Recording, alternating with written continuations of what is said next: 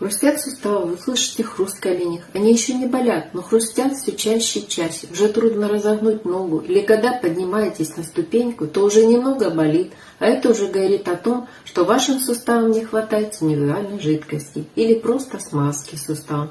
Причем не хватает не только коленям, а всем суставам организма. И скоро ваши суставы напомнят вам об этом через боль. Сначала заболит один сустав, а дальше больше. Болит одно колено, другое колено. Затем присоединится тазобедренный сустав. Неважно, правый, левый. Так что же делать, друзья? А нужно всего лишь наполнить суставные сумки смазкой. И вы забудете, как скрипели, хрустели, болели ваши суставы.